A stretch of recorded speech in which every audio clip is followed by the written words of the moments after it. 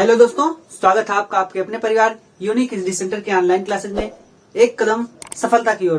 तो हम आज अपने एक नए चैप्टर की शुरुआत करने वाले हैं, यानी एक नया यूनिट लेके आज हम आए हैं, क्योंकि हम अपनी पिछली यूनिट समाप्त कर चुके हैं अपने पिछले वाले वीडियो में। ठीक है, यानी अब तक हमने कुल 5 यूनिट कहे तो 5 अध्याय हमने पढ़ लिया पूरा। अब हम छठे अध्याय की तरफ हम ना चलेंगे, यानी जो कि होगा यूनिट नंबर 6। ठीक है, हम जानेंगे कि यूनिट नंबर 6 में कौन कौन सी चीजें हैं, और ये वीडियो यूनिट नंबर 6 की कहें तो इंट्रोडक्शन है। हम यूनिट नंबर 6 से आपका परिचय कराएंगे कि इस अध्याय में हमको कौन कौन सी चीजें पढ़नी है। ठीक है, तो अगर सबसे पहले आप हमारे चैनल पर नए हो तो चैनल को सब्सक्राइब जरूर कीजिए और वीडियो को लाइक भी कर दिए और अंत तक बने रहिएगा, जिससे आपको पता चल सके कि हमको कौन सी चीजें इस चैप्टर में पढ़नी है और किस क्रम से पढ़ते हुए चलना है। ठीक है, और बहुत सी जानकारी हम इंट्रोडक्शन में देते रहेंगे, जो भी टॉपिक मिलेगा कि इसको थोड़ा सा बताएं तो उसको बताते हुए चलेंगे। ठीक है, तो चलिए देर ना करते हुए हम शुरू करते हैं कि कौन सा टॉपिक हमको पढ़ना है। ठीक है, यानी कौन सा चैप्टर है जिसके बारे में हमको यहाँ पे जानकारी प्राप्त करनी है। तो देखिए, हमारा यूनिट नंबर 6 है थर्मोडायनामिक्स, यानी कि जिसको हम बोलते हैं ऊष्मागतिकी। इसको हम अपने आसपास बहुत सी चीजों में देखेंगे। ठीक है, तो क्या थर्मोडायनामिक्स अर्थात ऊष्मागतिकी, अगर नाम से देखें तो कुछ समझ में आ रहा है कि चैप्टर होने क्या वाला है। थर्मो का मतलब क्या होता है? ऊष्मा। ठीक है, जो कि नाम में लिखा हुआ है ऊष्मा। उसके बाद डायनामिक्स मतलब क्या बोलते हैं कि डायनामिक है, डायनामिक अर्थात मोशन, गति, तो इसीलिए नाम है ऊष्मागतिकी। तो हम नाम से इस चैप्टर के समझ सकते हैं कि यहाँ पे कुछ ना कुछ ऊष्मा का खेल होने वाला है, यानी ऊष्मा कुछ गेम खेलने वाला है ना। तो वही यहाँ पे बात होगी कि ऊष्मा के कारण गति, इसलिए नाम दिया गया है ऊष्मागतिकी। ठीक है, तो ऊष्मा के कारण गति क्यों? हम जानते हैं कि ऊष्मा एक प्रकार की ऊर्जा है। पता है आपको? ऊष्मा भी एक प्रकार की ऊर्जा है। तो जब ऊष्मा ऊर्जा है तो ऊर्जा के कारण हम ये भी जानते हैं कि ऊर्जा का एक रूप से दूसरे रूप में परिवर्तन होता है। पता है? तो ऊष्मा का एक रूप से दूसरे रूप में परिवर्तन होगा, और जिसकी वजह से गतिज ऊर्जा आएगी और ये गतिकी वाला कॉन्सेप्ट क्लियर होगा। ठीक है, तो कहने का मतलब ऊष्मागतिकी यानी थर्मोडायनामिक्स से आप समझ सकते हैं कि ऊष्मा के कारण सब्सटेंस की गति। ठीक है, अर्थात ऊष्मा के कारण, थर्मल के कारण किसी भी पदार्थ की गति, जिसके कारण उसमें गतिज ऊर्जा आती है। ठीक है, तो कह सकते हैं कि ऊर्जा होगी तभी वो गति करेगा। तो हम देखते हैं कि इसमें कौन कौन से टॉपिक हमको पढ़ने और किस क्रम से पढ़ने हैं। ठीक है, हम अपने आसपास इसके और भी एग्जाम्पल देखेंगे। जैसे बात करें तो हीट, जैसे मान लीजिए बाइक हो, मोटरसाइकिल हो। ठीक है, तो उसमें क्या ये ऊष्मागतिकी वाली प्रोसेस होती है? ऊष्मागतिकी मतलब वहां पे उसके इंजन में, कोई भी इंजन हो तो इंजन में दहन होता है, जिसके कारण वहां पे ऊष्मा निकलती है और उसी के कारण इंजन चलता है। तो कहने का मतलब ऊष्मागतिकी वहां पे यूज हुई ना, कि वहां पे दहन हुआ अर्थात ऊष्मा उत्पन्न हुई, ऊष्मा के कारण इंजन चलने लगा। तो वही सब रिलेट करेंगे इससे, ऊष्मागतिकी से। ठीक है, तो देखते हैं कि कौन कौन से टॉपिक हमको इस चैप्टर में किस क्रम से पढ़ते हुए चलना है। ठीक है, देखिए पहले तो चैप्टर का नाम है थर्मोडायनामिक्स, जिसको हम कहते हैं ऊष्मागतिकी। देखेंगे इसमें पहला टॉपिक है थर्मोडायनामिक टर्म्स। अब ये थर्मोडायनामिक टर्म्स मतलब ऊष्मागतिकी के तकनीकी शब्द यानी थर्मोडायनामिक टर्म्स ऊष्मागतिकी के तकनीकी शब्द। तकनीकी शब्द से क्या मतलब है? तकनीकी शब्द से मतलब है कि ऐसा कोई वर्ड इस पूरे चैप्टर में जो यूज किया जाए और उसका मतलब आपको ना पता हो, है ना, यानी कहें तो बहुत ही क्रिटिकल वर्ड, तो उसको तकनीकी शब्द के अंतर्गत रखा जाता है। जैसे बात करें तो अगर हम मान लीजिए कोई भी चीज मान लीजिए कोई भी सब्जेक्ट हम पढ़ रहे हैं और अगर हमें पता ही ना हो, मान लीजिए केमिस्ट्री हम पढ़ रहे हो, रसायन विज्ञान पढ़ रहे हो, अगर कहीं पे अणु आ जाए या परमाणु आ जाए और हमें पता ना हो कि अणु क्या होता है, परमाणु क्या होता है, या कहें तो एटम क्या होता है या मॉलिक्यूल क्या होता है, तो हम कैसे पढ़ सकते हैं? तो ये सब भी एक तकनीकी शब्द है। ठीक है, यानी समझने वाली बात है कि अगर कहीं भी यूज हुआ हमारे पढ़ने में तो हमें आना चाहिए ना कि इस शब्द का क्या मतलब है। तो वही यहाँ पे हम देखेंगे इस टॉपिक में कि कौन कौन से शब्द इस चैप्टर में यूज होने वाले हैं और उनके अर्थ क्या क्या होंगे, यानी उनकी मीनिंग्स हम अगर वो हमारे सामने आ जाएं तो उनका अर्थ हम क्या समझ सकते हैं कि हाँ अगर कोई वर्ड आया तो उसका मतलब होगा क्या। ठीक है, तो वही है इस टॉपिक में कि थर्मोडायनामिक टर्म यानी कि ऊष्मागतिकी के तकनीकी शब्द। तो देखेंगे पहला तकनीकी शब्द होगा the system and the surroundings, जिसको हम बोलते हैं निकाय एवं परिवेश। ठीक है, निकाय एवं परिवेश अर्थात the system and the surrounding, तो हम इसमें जानेंगे कि निकाय यानी कि सिस्टम क्या होता है, और साथ में जानेंगे सराउंडिंग्स क्या होता है यानी परिवेश क्या होता है। ठीक है, तो अगर वैसे ऊपर से ही बता दूं तो सिस्टम मतलब जो वर्क करेगा यानी जिसपे वर्क होगा वो सिस्टम कहलाएगा, और उसके बाहर का आसपास का एरिया जो भी हो वो सराउंडिंग कहलाएगा यानी कि परिवेश। जैसे हम हैं यहाँ पे हमारे स्टूडियो में, तो हम सिस्टम है, लेकिन हमारे आसपास के और भी चीजें वो सराउंडिंग्स हैं। ठीक है, और हम भी कहें तो हमारे अंदर भी ऊष्मागतिकी प्रोसेस हो रही है। ऊष्मागतिकी की प्रोसेस हमारे अंदर हो रही है, क्यों? क्योंकि हमारे अंदर ऊष्मा है ना। ऊष्मा के कारण यानी ऊर्जा के कारण ही तो हम बोल पा रहे हैं, आपको पढ़ा रहे हैं। नहीं तो अगर ऊष्मा ना होती, बीमार पड़े होते तो कैसे पढ़ाते हैं। ठीक है, तो इसीलिए ऊष्मागतिकी हमसे भी संबंधित है। तो समझ में आया कि सिस्टम क्या होता है यानी कि निकाय क्या होता है और परिवेश क्या होता है। परिवेश आप समझ सकते हैं, हमारा परिवेश एक कहें तो किताब भी पढ़ाई जाती है ना बचपन में, तो वही हमारा परिवेश, हमारे आसपास की चीजें वो परिवेश होती हैं। और यहाँ पे सिस्टम के आसपास की चीजें यानी निकाय के आसपास की चीजें जो भी होंगी वो परिवेश कहलाएंगी। ठीक है, उसके बाद देखिए अगला टॉपिक क्या होगा। अगला टॉपिक होगा टाइप्स ऑफ सिस्टम यानी सिस्टम के प्रकार, अर्थात निकाय के प्रकार। भाई निकाय है, कोई सिस्टम है तो उसके प्रकार भी होंगे कि कितने प्रकार के निकाय होते हैं, अर्थात सिस्टम कितने प्रकार का होता है। तो देखिए कितने प्रकार का, 3 प्रकार के सिस्टम होते हैं। पहला होता है ओपन सिस्टम। तो ओपन सिस्टम जिसको हम कहते हैं खुला निकाय। दूसरा सिस्टम होता है क्लोज सिस्टम अर्थात बंद निकाय। इसी तरीके से तीसरा होता है आइसोलेटेड सिस्टम यानी कि विलगित निकाय। तो निकाय तो समझ में आया, निकाय क्या होगा, जो कार्य करेगा वो निकाय यानी जिसपे कार्य हो या जो कार्य करे तो वो कहलाएगा निकाय। बाकी इसमें खुला निकाय क्या होगा, बंद निकाय क्या होगा, विलगित निकाय क्या होगा।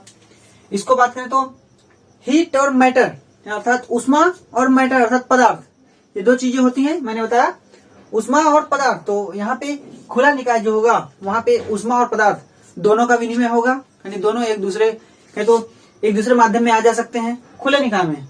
लेकिन बंद निकाय में सिर्फ उष्मा, ठीक है, ना कि सब्सटेंस यानी पदार्थ का आदान प्रदान नहीं, पदार्थ का विनिमय नहीं होगा, सिर्फ विनिमय होगा किसका, हीट का यानी कि उष्मा का। ठीक है, और विलगित निकाय में किसी का भी नहीं होगा, ना ही हीट और ना ही पदार्थ यानी कि ना ही सब्सटेंस और ना ही उष्मा। ये तीनों निकाय, हमको 3 प्रकार के निकाय पढ़ने, और ये 3 ही प्रकार के निकाय होते हैं। ठीक है, ये आया समझ में। अब देखिए अगली टॉपिक जो होगी वो होगी the state of the system यानी निकाय की अवस्था। अब ये निकाय की अवस्था क्या होती है, the state of the system यानी निकाय की अवस्था। तो किसी निकाय या किसी सिस्टम की अवस्था बताई जाती है तो किससे, अभी हम बता रहे थे गैसों के लिए कि कौन कौन सी चीजें, प्रेशर, टेम्परेचर, वॉल्यूम, पदार्थ की मात्रा यानी कि नंबर ऑफ मोल्स, इनके आधार पर बता रहे थे ना। तो वही यहाँ पे देखना है कि जो सिस्टम होते हैं उनकी अवस्था यानी निकाय की अवस्था कैसी होती है, तो किस प्रकार हम किसी निकाय की अवस्था को यानी सिस्टम को हम डिफाइन कर सकते हैं कि वो किस स्टेट में है। ठीक है, ये हुआ। और देखिए इसी टॉपिक के अंदर थर्मोडायनेमिक टर्म्स के अंतर्गत ही ये चौथा पॉइंट होगा, क्या, the internal energy as a state function. क्या है, आंतरिक ऊर्जा एक अवस्था फलन के रूप में, यानी the internal energy as a state function. अब ये इंटरनल एनर्जी क्या होती है, देख लीजिए टॉपिक, इंटरनल एनर्जी यानी आंतरिक ऊर्जा। तो जब हम इसको पढ़ेंगे तो हम अच्छे से जानेंगे कि आंतरिक ऊर्जा होती क्या है। ठीक है, अभी तो ऐसे समझे आंतरिक ऊर्जा समझ सकते हैं कि अंदर से कोई ऊर्जा होगी। ठीक, तो वैसे जब हम इसको पढ़ेंगे तो हम जानेंगे कि इंटरनल एनर्जी क्या होती है। और इसी इंटरनल एनर्जी के अंतर्गत और एक अवस्था फलन के रूप में यूज होगा, यानी जो आंतरिक ऊर्जा होगी वो एक अवस्था फलन के रूप में। अवस्था फलन क्या होगा वहां पे हम देखेंगे। और इसी टॉपिक के अंतर्गत हमको 3 और चीजों के बारे में जानना है। देखिए क्या, हमको इसी के बारे में 3 और चीजें। पहला तो हम जानेंगे वर्क क्या होता है, वर्क यानी कि जिसको हम बोलते हैं क्या, कार्य। ठीक है, कार्य जानेंगे, कार्य क्या होता है। और इसी में दूसरा हम जानेंगे हीट यानी कि उष्मा क्या होती है, हीट जानेंगे अर्थात उष्मा। ठीक है, इसी के अंतर्गत जानेंगे आंतरिक ऊर्जा एक अवस्था फलन के रूप में, यानी यहाँ पे आंतरिक ऊर्जा का यूज होगा। ठीक है, और इसके बाद होती है एक जनरल केस आती है, क्या, द जनरल केस अर्थात सामान्य स्थिति।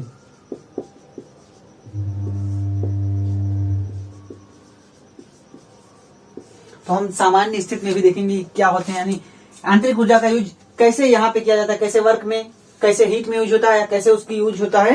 तो जनरल केस में यानी कि सामान्य स्थिति में, और एक बहुत ही मोस्ट इंपॉर्टेंट पॉइंट यहाँ पे हमको मिलेगा सामान्य स्थिति यानी जनरल केस में, जब हम देखेंगे कि थर्मोडायनामिक्स फर्स्ट लॉ यानी फर्स्ट लॉ ऑफ थर्मोडायनामिक्स क्या होता है, अर्थात तो ऊष्मागतिकी का प्रथम नियम क्या है वो हम यहाँ पे जानेंगे। ठीक है, कि ऊष्मागतिकी का प्रथम नियम क्या है। ठीक है, तो ये पहले टॉपिक के अंतर्गत हमको इतनी चीजें पढ़नी है। देख लीजिए आप एक बार फिर से, थर्मोडायनामिक टर्म्स में, ऊष्मागतिकी के तकनीकी शब्द में इतनी चीजों के बारे में हमको जानना है। चलिए अब देखते हैं कि दूसरा टॉपिक हमारा कौन सा है। तो उतना जानने के बाद हम दूसरा वाले स्लाइड में देखते हैं कि कौन कौन से टॉपिक उसके बाद हैं। हमने वहां पे एक इंपॉर्टेंट पॉइंट पढ़ा है, क्या, फर्स्ट लॉ ऑफ थर्मोडायनामिक्स, यानी कि इंटरनल एनर्जी टर्म हमको मिला है। ठीक है, अर्थात आंतरिक ऊर्जा। देखिए उसके बाद का जो टॉपिक होगा वो होगा एप्लीकेशंस। हम देखेंगे कि उस इंटरनल एनर्जी का एप्लीकेशन कौन कौन से हैं, यानी कि उसके अनुप्रयोग कौन कौन से, कहाँ कहाँ पे उस एप्लीकेशन का, यानी कहाँ कहाँ पे उस इंटरनल एनर्जी प्रथम लॉ जो हमने पहला नियम पढ़ा ऊष्मागतिकी का, उसका अनुप्रयोग कहाँ कहाँ पे है। ठीक है, और जिसमें हम देखेंगे कि पहला उसका उपयोग होगा किस रूप में, कार्य के रूप में, यानी वर्क। तो हम देखेंगे वर्क के रूप में उस एप्लीकेशन का यूज किस तरीके से होगा, यानी कि उस जो इंटरनल एनर्जी या फिर पहला नियम कहें ऊष्मागतिकी का, उसका उपयोग कार्य के रूप में कैसे होगा। ठीक है, जिसमें हम देखेंगे isothermal and free expansion of an ideal gas. मतलब आइसोथर्मल यानी कि समतापी एवं फ्री एक्सपेंशन अर्थात मुक्त, तो कहने का तो आदर्श गैस का मुक्त एवं समतापीय प्रसरण। ठीक है, जिसमें टॉपिक होगी वर्क के अंतर्गत हम देखेंगे किस तरीके से आइसोथर्मल और फ्री एक्सपेंशन होगा किसी आदर्श गैस का, यानी आदर्श गैस का मुक्त एवं समतापीय प्रसरण किस प्रकार से होगा, जहां पे यूज होगा किसका, प्रथम नियम का, ऊष्मागतिकी के प्रथम नियम का। ठीक है, आप कह सकते हैं आंतरिक ऊर्जा का। उसके बाद देखिए एक नया टर्म हमको मिलेगा एंथैल्पी, जिसको हम दिखाते हैं एच से। और हाँ एक बात कि उसको जो हमने बताया कि इंटरनल एनर्जी अर्थात आंतरिक ऊर्जा को हम यू से दर्शाते हैं। ठीक है, किसी भी के लिए, किसी भी सिस्टम के लिए आंतरिक ऊर्जा कहेगी उसको हम यू से दर्शाएंगे। ठीक है, कैपिटल यू। उसका देखिए एंथैल्पी, यानी एंथैल्पी एक प्रकार से एच, तो इसके बारे में हम जानेंगे एंथैल्पी क्या होती है। ठीक है, फिर देखिए अब ए useful new state of function, मतलब ये एंथैल्पी जो है ये एक उपयोगी अवस्था फलन है, कहें तो एक उपयोगी नया अवस्था फलन है, अर्थात अवस्था को ही डिफाइन करेगा एंथैल्पी। ठीक है, तो कहने होता है ए useful new state of function. ठीक है, यानी फलन का अवस्था फलन बोल सकते हैं ना, स्टेट ऑफ फंक्शन मतलब अवस्था फलन। ठीक है, एक उपयोगी अवस्था फलन। उसके बाद देखिए इसी में हम जानेंगे एक्सटेंसिव एंड इंटेंसिव प्रॉपर्टीज अर्थात विस्तीर्ण एवं गहन गुण किसके, एंथैल्पी के, कि एंथैल्पी कौन कौन से विस्तीर्ण गुण रखता है, कौन कौन से गहन गुण रखता है, अर्थात एक्सटेंसिव यानी जिसको बढ़ा सकता है, और इंटेंसिव मतलब गहरे गुण कौन कौन से रखता है। ठीक है, तो हम इसको देखेंगे इसमें। उसके बाद हमारी आएगी एक बहुत ही इंपॉर्टेंट टॉपिक जो कि होगा हीट कैपेसिटी अर्थात उष्माधारिता। तो उष्माधारिता भी देखेंगे कि किस तरीके से उष्माधारिता को हम डिफाइन करते हैं। ठीक है, तो अलग अलग सिस्टम की उष्माधारिता के बारे में भी चर्चा करेंगे। ठीक है, फिर देखिए एक दूसरा इंपॉर्टेंट टॉपिक जो पूछा जाता है पेपर्स में, कौन सा, the relationship between CP and CV. ठीक है, एक आदर्श गैस के लिए सीपी एंड सीवी में संबंध अर्थात सीपी और सीपी में, सीपी और सीवी में संबंध। ठीक है, और सीपी और सीवी क्या होगा, सीपी होगा उष्माधारिता कब, प्रेशर कांस्टेंट पे, और सीवी होगी उष्माधारिता कब, आयतन कांस्टेंट पे, यानी सीवी। तो जिसमें संबंध जो आता है, संबंध हमको ये मिलेगा यहाँ पे, सीपी माइनस सीवी बराबर आर। आर जो होता है यूनिवर्सल गैस कांस्टेंट होता है ना, अर्थात सार्वत्रिक गैस नियतांक। ठीक है, तो ये टॉपिक हमको इसमें पढ़ना है। फिर देखिए अगली टॉपिक जो होगी इस चैप्टर की तीसरी टॉपिक वो होगी measurement of delta U and delta H. ये डेल्टा यू और डेल्टा एच क्या, डेल्टा क्या दर्शाता है पता है, तो डेल्टा दर्शाता है चेंज। ठीक है, तो यहाँ पे हम देखेंगे डेल्टा यू अर्थात इंटरनल एनर्जी में चेंज, और डेल्टा एच अर्थात एंथैल्पी में चेंज। ठीक है, जिसको हम बोलते हैं कैलोरीमेट्री अर्थात कैलोरीमिति। ठीक है, तो कैलोरीमिति हम देखेंगे कैलोरीमिति क्या होती है, जिसमें हम डेल्टा यू अर्थात आंतरिक ऊर्जा में परिवर्तन और साथ में एंथैल्पी में परिवर्तन को नापेंगे। ठीक है, अर्थात मापेंगे। ठीक, तो ये दूसरे टॉपिक में 3 टॉपिक हुए। अभी अब देखते हैं आगे कौन कौन से टॉपिक और भी हैं, देख लीजिए आप। देखेंगे उस टॉपिक के बाद जो हमारा अगला टॉपिक होगा, यानी टॉपिक नंबर 4, वो क्या होगा? देखिए एंथैल्पी हमको मिल गई है ना H, तो देखिए एंथैल्पी चेंज यानी कि डेल्टा आर एच। ये डेल्टा आर एच क्यों है? डेल्टा आर एच इसलिए क्योंकि डेल्टा आर एच या फिर रिएक्शन, डेल्टा बताता है चेंज और एच बताता है एंथैल्पी, और आर जो लगा हुआ है वो बताता है रिएक्शन, यानी कि अभिक्रिया के लिए एंथैल्पी परिवर्तन, ठीक है, या जिसको बोलते हैं अभिक्रिया एंथैल्पी। देखिए है ना, रिएक्शन एंथैल्पी, तो इसको हमको इस टॉपिक में पढ़ना है क्या? एंथैल्पी चेंज यानी डेल्टा आर एच और फिर रिएक्शन, अर्थात रिएक्शन एंथैल्पी बोल सकते हैं उसको, अभिक्रिया एंथैल्पी, अभिक्रिया के लिए एंथैल्पी परिवर्तन, ठीक है। फिर देखिए इसके अंतर्गत हमको कौन कौन से पॉइंट पढ़ने हैं। पहला पढ़ना स्टैंडर्ड एंथैल्पी ऑफ रिएक्शन, यानी जो कोई भी रिएक्शन होगी यानी अभिक्रिया की मानक एंथैल्पी, अर्थात कोई भी अभिक्रिया हो, कोई भी रिएक्शन पूरी हो तो उसकी जो मानक एंथैल्पी होगी वो कितनी होगी, इसके बारे में यहाँ पे देखना है, ठीक है। अगला पॉइंट होगा enthalpy change during phase transformation, मतलब प्रावस्था रूपांतरण में एंथैल्पी परिवर्तन। प्रावस्था रूपांतरण यानी फेज ट्रांसफॉर्मेशन, मतलब हो सकता है कि जो निकाय जिसपे हम कार्य कर रहे हैं उसमें अवस्था कोई परिवर्तित हो, लिक्विड से गैस हो, गैस से लिक्विड हो, ठीक है। तो वो देखना है कि उस समय जब फेज का ट्रांसफॉर्मेशन होगा, एक फेज से दूसरे फेज में बदलेंगे, तब जो एंथैल्पी चेंज होगा वो कैसा होगा, ठीक है।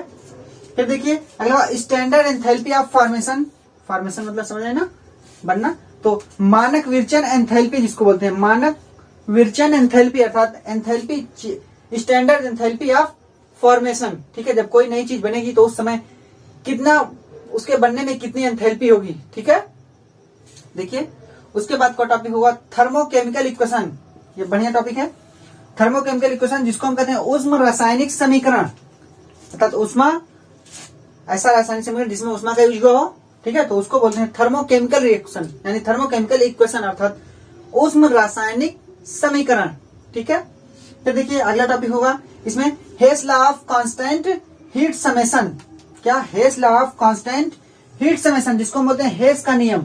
तो हम देखेंगे कि हेस का नियम क्या कहता है, क्या होता है हेस, अर्थात हेस कौन थे, इन्होंने क्या नियम दिया था, किसके लिए? कांस्टेंट हीट समेशन, अर्थात इन्होंने एक रिएक्शन को लेकर बताया था कि आप रिएक्शन को किसी भी प्रोसेस से कीजिए, कितने भी चरणों में कीजिए, लेकिन जो उनका हीट होगा वो अगर उस रिएक्शन को डायरेक्ट कर दिया जाए तो उसके हीट के बराबर होगा, यानी उसकी ऊष्मा के बराबर होगा। तो उसी को कहते हैं हेस का law of constant heat summation, या फिर हेस का नियम, उसी को कहते हैं, ठीक है। ये हमारे 4 टॉपिक में भी, अभी और भी टॉपिक्स हैं, तो देखते हैं कौन कौन से टॉपिक और हैं अभी।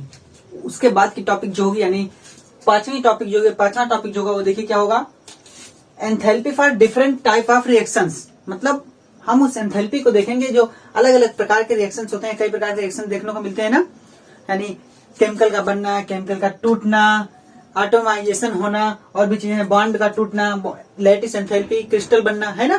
तो इन सब के बारे में देखेंगे, इनकी एंथैल्पी किस प्रकार से चेंज होगी, इसलिए टॉपिक का नाम है क्या? Enthalpy for different type of reaction, अर्थात विभिन्न प्रकार की अभिक्रियाओं के लिए एंथैल्पी, यानी जितने भी प्रकार की अभिक्रियाएं होती हैं उनके लिए एंथैल्पी, ठीक है। तो देखिए क्या कौन सी होगी।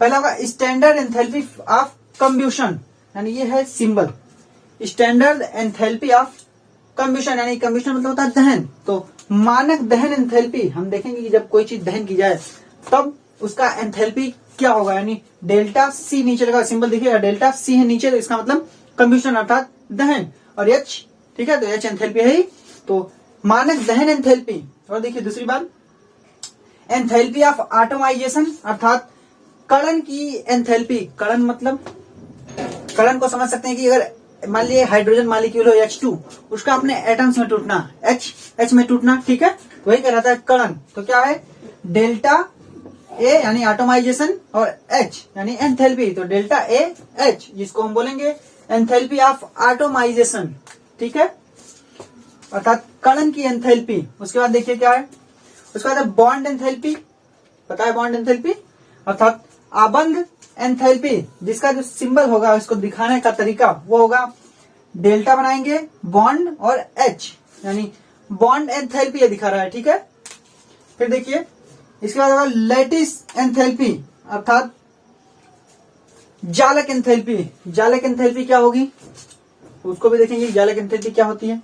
उसका देखिए एंथैल्पी ऑफ सॉल्यूशन, यानी किसी विलेन, कोई विलेन दिया गया हो तो उस समय उस विलेन की एंथैल्पी क्या होगी, उसका मान कैसे निकाला जाएगा, जिसका सिंबल जो होता है देखिए डेल्टा शॉल लिख देगा, यानी सॉल्यूशन H अर्थात सॉल्यूशन की एंथैल्पी, ठीक है। उसके बाद होगा देखिए एंथैल्पी ऑफ डाइल्यूशन, डाइल्यूशन मतलब होता है तनुकरण, तो हो जाएगा तनुकरण की एंथैल्पी अर्थात किसी कंसंट्रेट यानी सांद्र विलयन को तनु करना यानी उसको डाइल्यूट करना, ठीक है। तो वहां पे जो एंथैल्पी होगी उसके बारे में हम यहाँ पे चर्चा करेंगे, एंथैल्पी ऑफ डाइल्यूशन क्या होता है, देख लीजिए ये। फिर चलते हैं अगली टॉपिक के पास। छठवां टॉपिक कौन सा होने वाला है देखिए, तो देखेंगे हम जो अगला टॉपिक होगा वो हमारा होगा क्या, स्पॉन्टेनिटी, यानी स्पॉन्टेनिटी क्या होती है, इसको बोलते हैं स्वतः प्रवर्तिता। क्या स्वतः प्रवर्तिता, ये स्पॉन्टेनिटी अर्थात स्वतः प्रवर्तिता क्या होती है, तो इसका मतलब है कि जब रिएक्शंस कोई खुद हो जाए, उसको बोल सकते हैं रिएक्शन कोई खुद हो जाए, यानी जब अभिकारक आपस में मिलते ही खुद रिएक्शन करने लगे तो उसी को बोलते हैं स्वतः प्रवर्तिता। समझ में आया कुछ? मान लीजिए कोई रिएक्शन हुई जिसमें दो अभिकारकों का यूज हुआ, तो अगर दो अभिकारक खुद ही संपर्क में आते ही रिएक्शंस करने लगे, यानी वहां पे किसी बाहरी की जरूरत नहीं पड़ी कि जो उसको रिएक्शन को कराए, तो उसी को बोलते हैं स्पॉन्टेनिटी, यानी कि स्वतः प्रवर्तिता। यानी नाम से समझ स्वतः प्रवर्तिता, स्वतः खुद ही प्रवर्तित हो रहे हैं ना, तो उसी को बोलते हैं स्पॉन्टेनिटी। देखिए इसमें हमको कौन कौन से पॉइंट्स पढ़ने हैं। पहला होगा is decrease in enthalpy A criterion for spontaneity. तो पहला एक क्वेश्चन बनेगा क्या एंथैल्पी का कम होना स्वतः प्रवर्तिता की कसौटी है, यानी जो एंथैल्पी कम हो रही है वो स्वतः प्रवर्तिता को दिखा रही है। ये पहला पॉइंट है, क्या एंथैल्पी का कम होना स्वतः प्रवर्तिता की कसौटी है, यानी रिएक्शन के बाद एंथैल्पी कम हो जा रही है, यही कहने का मतलब इसका ना। उसके बाद देखिए क्या पॉइंट होगा, एंट्रोपी, ये एक नया टर्म हमको मिलेगा एंट्रोपी, ठीक है। एंट्रोपी एंड स्पॉन्टेनिटी, यानी एंट्रोपी और स्वतः प्रवर्तिता, इनको साथ साथ में देखना है, तुलना करते हुए चलेंगे। एंट्रोपी क्या होती है, स्पॉन्टेनिटी क्या होती है, और इसी तरीके से क्या है गिब्स एनर्जी एंड स्पॉन्टेनिटी। यहाँ भी हम देखेंगे गिब्स ऊर्जा क्या होती है और इसी के साथ स्वतः प्रवर्तिता किस प्रकार संबंधित है, ठीक है, इसको भी देखेंगे। और उसके बाद देखिए चौथा पॉइंट इसमें होगा entropy and second law of thermodynamics. यहाँ पे एक पॉइंट इंपॉर्टेंट और मिला, entropy and second law of thermodynamics, अर्थात एंट्रोपी तो हम साथ में देखते ही हैं, एंट्रोपी क्या होगी। उसके बाद हम देखेंगे ऊष्मागतिकी का दूसरा नियम। देखिए अभी पहला नियम हमने पढ़ा था जब हमने इंटरनल एनर्जी पाई थी, लेकिन अब जब एंट्रोपी हम पा गए हैं क्या एंट्रोपी, तब हम पाए हैं दूसरा नियम, ऊष्मागतिकी का दूसरा नियम, ठीक है। तब यहाँ पे देखेंगे ऊष्मागतिकी के दूसरे नियम में क्या कहा गया है। फिर देखिए तीसरा अगला पॉइंट क्या है, एब्सोल्यूट एंट्रोपी अर्थात निरपेक्ष एंट्रोपी। निरपेक्ष एंट्रोपी क्या होता है, and third law of thermodynamics, यहाँ देखिए तीसरा नियम भी मिल गया थर्मोडायनामिक्स का, यानी ऊष्मागतिकी का तीसरा नियम क्या होता है, जो कि मिला किसके साथ, एब्सोल्यूट एंट्रोपी के साथ, अर्थात जब एंट्रोपी को हम निरपेक्ष लेंगे तब मिलेगा तीसरा नियम, और जब शुद्ध एंट्रोपी ही लेंगे तब हमको मिलेगा क्या, ऊष्मागतिकी का दूसरा नियम, ठीक है। थोड़ा बहुत डिफरेंस रहेगा, ज्यादा नहीं, थोड़ा सा डिफरेंस। फिर देखिए लास्ट पॉइंट जो होगा इस पूरे चैप्टर का लास्ट टॉपिक जो होगा वो होगा गिब्स एनर्जी चेंज अर्थात गिब्स ऊर्जा परिवर्तन। यहाँ पे जो गिब्स ऊर्जा हमको मिली है कहाँ पे, गिब्स एनर्जी एंड स्पॉन्टेनिटी, यानी गिब्स ऊर्जा एवं स्वतः प्रवर्तिता। वहां पे जो वो देखेंगे गिब्स एनर्जी चेंज मतलब जो कोई भी रिएक्शन होगा तो वहां पे गिब्स एनर्जी चेंज किस तरीके से, यानी गिब्स ने जो ऊर्जा बताई थी कि ये ऊर्जा होगी उसमें चेंजिंग किस प्रकार से होगी। और इसी के साथ हम पढ़ेंगे साम्यावस्था यानी कि इक्विलिब्रियम, ठीक है। तो हम जानेंगे कि इक्विलिब्रियम क्या होता है, और इक्विलिब्रियम हमारा अगला चैप्टर भी होगा, यानी इस चैप्टर के बाद जो सातवां चैप्टर हमारा होगा अर्थात पहली बुक का लास्ट चैप्टर वो होगा इक्विलिब्रियम अर्थात साम्यावस्था, ठीक है। ये पूरी टॉपिक थे, ये देखिए छठा और सातवां टॉपिक है गिब्स ऊर्जा परिवर्तन और साम्यावस्था। तो ये आप देख सकते हैं इतने टॉपिक्स हैं, ठीक है। तो ये पूरा टॉपिक हुआ जो कि हमने अभी अभी देखा कि इस चैप्टर में, पूरे चैप्टर में जो थर्मोडायनामिक्स हमको पढ़ना है ऊष्मागतिकी, उस पूरे चैप्टर में हमको इतने ही टॉपिक जितना मैंने बताया उतने टॉपिक पढ़ने हैं, जिसमें मेन कहूँ तो पहला टॉपिक है थर्मोडायनामिक टर्म्स, जिसमें हमको जानना है सिस्टम क्या होता है, सराउंडिंग क्या होता है, निकाय क्या होता है और क्या होता है परिवेश, जिसमें हमको निकाय के प्रकार देखना है, open system, close system, isolated system यानी खुला सिस्टम अर्थात खुला निकाय, बंद निकाय, विलगित निकाय। फिर हमने देखा द स्टेट ऑफ सिस्टम यानी सिस्टम अर्थात निकाय की अवस्था कैसे होगी। उसके बाद का टॉपिक है इंटरनल एनर्जी, जिसमें हमने कार्य देखा, हीट देखा, जनरल केस देखी, जिसमें हमको ऊष्मागतिकी का प्रथम नियम मिला। फिर हम देखेंगे एप्लीकेशन यानी उस जो चीजें हमको मिली उनका अनुप्रयोग किस प्रकार से होता है, ठीक है, जिसमें वर्क होगा, एक्सपेंशन होगा आइसोथर्मल और फ्री एक्सपेंशन होगा आइडियल गैस का अर्थात आदर्श गैस का, ठीक है। इसी प्रकार हमको एंथैल्पी मिलेगी जो कि कहलाएगी एक स्टेट फंक्शन, ठीक है। और उसी में हीट कैपेसिटी हम देखेंगे, रिलेशन देखेंगे कि सीपी और सीवी में रिलेशन क्या होता है। फिर है कैलोरीमिति, हम कैलोरीमिति के बारे में अध्ययन करेंगे, ठीक है। फिर होगा हमारा एंथैल्पी चेंज की एंथैल्पी चेंज किस प्रकार से होगी, जिसमें स्टैंडर्ड रिएक्शंस की एंथैल्पी चेंज, ठीक है, जिसमें स्टैंडर्ड एंथैल्पी ऑफ रिएक्शन होगा, एंथैल्पी चेंज ड्यूरिंग ट्रांसफॉर्मेशन होगा, फेज ट्रांसफॉर्मेशन। इसके बाद हम पढ़ेंगे एंथैल्पी ऑफ फॉर्मेशन यानी मानक विचलन एंथैल्पी पढ़ेंगे, ठीक है। इसके बाद होगा थर्मोकेमिकल इक्वेशन यानी उष्मा रसायन समीकरण। और फिर होगा हमारा Hess law of constant heat summation अर्थात हेस का नियम। फिर होगा enthalpy for different type of reaction, जितने प्रकार के रिएक्शंस पाए जाते हैं उनमें एंथैल्पी किस प्रकार होती है। जैसे होगा कंब्यूशन के लिए एंथैल्पी क्या होती है, मानक एंथैल्पी। फिर एटमाइजेशन के लिए मानक एंथैल्पी क्या होती है, उसमें हम देखेंगे bond enthalpy, lattice enthalpy, enthalpy of solution यानी विलयन की एंथैल्पी, हम देखेंगे तनुकरण की एंथैल्पी, डाइल्यूशन एंथैल्पी, ठीक है। और इसके बाद हम देखेंगे स्पॉन्टेनिटी, जो यहाँ पे लिखा गया स्वतः प्रवर्तिता, जिसमें ये सारी चीजें क्या स्वतः प्रवृत्ता का कम, एंथैल्पी का कम होना स्वतः प्रवृत्ता की कसौटी है। एंट्रॉपी हम पढ़ेंगे गिब्स ऊर्जा। हम यहाँ पे देखेंगे एंट्रॉपी के किस तरीके से एंट्रॉपी से निकल के आती है, उष्मागतिकी का दूसरा नियम। और फिर होगा उष्मागतिकी का तीसरा नियम। और लास्ट पॉइंट होगा हमारा गिब्स ऊर्जा परिवर्तन या फिर साम्यावस्था क्या होती है, ठीक है। और इसके बाद का चैप्टर जो होगी पहली बुक का लास्ट चैप्टर होगा वो भी होगा इक्विलिब्रियम यानी कि साम्यावस्था, ठीक है। तो उम्मीद है कि आपको पूरे टॉपिक्स जो जिस क्रम से मैंने बताया आपको समझ में आए होंगे कि किस तरीके से हमको ये पूरे टॉपिक्स को कवर करना है और पढ़ना है, ठीक है। तो अगर वीडियो आपको अच्छी लगी हो और समझ में आया हो किस तरीके से पढ़ना है तो वीडियो को लाइक कीजिएगा और चैनल पे नए हो तो चैनल को सब्सक्राइब किए बगैर मत लिएगा, ठीक है। और मिलते हैं अपने अगले वीडियो में इसके पहले टॉपिक के साथ, ठीक है। तो तब तक के लिए धन्यवाद एंड